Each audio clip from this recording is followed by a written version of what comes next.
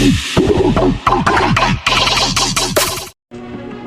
for today's video, we are going to discuss the sets concepts.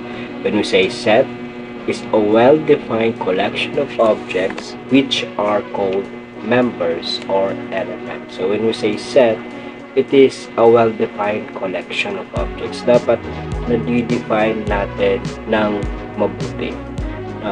So, katulad ng mga na-define natin is a set of Sala set.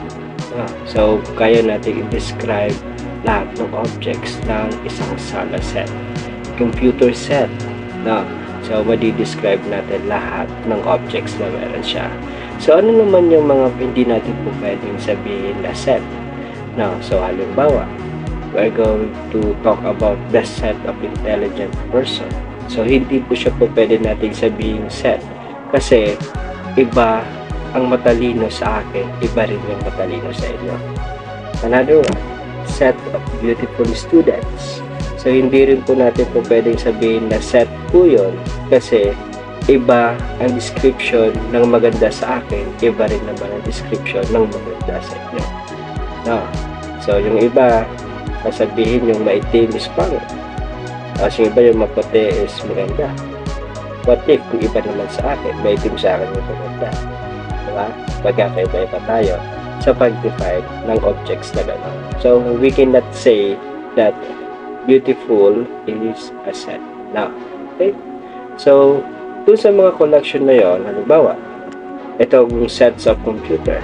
So, yung desktop, yung keyboard, yung CPU, yung mouse, ang tawag natin doon ay members or elements. Okay? So, a well-defined set is a set of well-defined if it is describe a unique or specific characteristic. Yes, correct. Dapat meron siya ng unique o specific characteristics. Katulad nga po ng computer set. Meron siya ng specific characteristics. Okay? So, a well-defined set is not ambiguous and you can easily identify its elements. Sets are conventionally denoted with capital letters. So, dapat naka-capital letters po kapag nagde-define po tayo ng sets o nagpapangalan tayo ng isang sets. Halimbawa, set A. So, dapat big letter po yung ating A. So, we have two types ng pagsusulat kung paano isulat yung mga set. We have the Rooster method by listing each element. So, we're going to list the element. So, each element is listed and enclosed in a curly braces. So, we are going to write all the element or all the members inside of these braces. So, set P is a set of integers between 1 and 5. So, if we are going to make that, so I have here a pen, and so we say set P is equal to, and we're going to make curly braces, and so we're going to talk about the set of integers between. We have the between. What are those numbers between 1 and 5? So we have 2, 3, 4. So 2, 3, 4 are set of integers. Okay? So let's see if it is the correct answer. Okay, so here's the answer. We have the P is equal to 2, 3, 4. So that is the set P. Another one, set Q is a set of positive even integers less than 10. So we have even integers less than 10. So we have Q is equal to, and then the curly braces, we're going to write the positive even integers. What are the even integers? We have 2, 4, 6, 8. So that's the answer. 2, 4, 6, 8. Because these are the even integers less than 10. Another one, we have the set R is a set of vowel letters. We're talking to the vowel letters. What are the vowel letters? So we have here R. So our set R, big letter, is equal to A, I, I, O, U. So these are the vowel letters. Okay.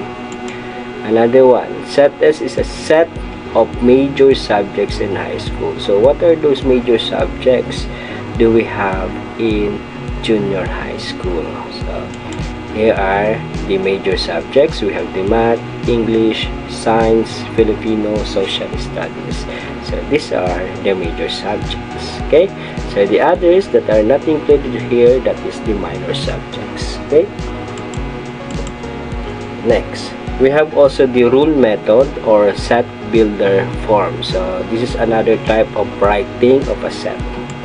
So when you say rule method, so instead of listing down the elements, the rule for membership are indicated and defined. It can be written in the form X such that X or set of all X such that X is a or an. It depends kung anong word ang susunod dito. Kapag a ang ginamit natin, ang susunod syempre ay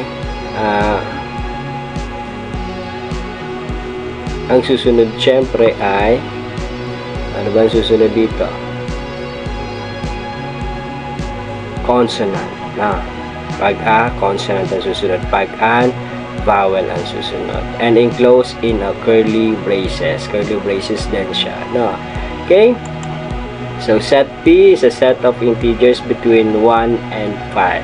So, if we're going to write it in a rule method, it should be look like this. Set P, it's a bigger P, equals X such that X is an integer between 1 and 5. So, we use an because the next letter is I. Another one, we have set Q is a set of positive even integers less than 10. So we can say P is equal set of all x's such that x is a positive even integers less than 10. Okay? Another one, set R is a set of vowel letters. Ayan. So set R is equal to set of all x's such that is a vowel letter. Okay, so that is how rule method works. Okay, another one, the major subjects. So S is equal to set of all x's such that x is a major subjects in high school. Okay, so we will try this one. We have here the definition, the roster method, and the rule method or the set builder notation. So here, set A is a set of odd numbers less than 10. So if we are going to write that in a roster method, because we are talking to odd numbers less than 10, so what are the odd numbers? We have 1, 3, 5, 7, and 9. So that is the answer. 1, 3, 5, 7, 9. So if we're going to write in a rule method, set A is equal to set of all x's such that x is an odd number less than 10. Ayan. Another one, set B is a set of days in a week that starts with letter T. So what are the days in a week that starts with letter T? That is Tuesday and Thursday. So if we're going to write in a roster method, we have the B, the bigger B is equal to Tuesday and Thursday. Ayan. In rule method, same as process. B is equal to set of all x such that x is a day in a week that is starts with letter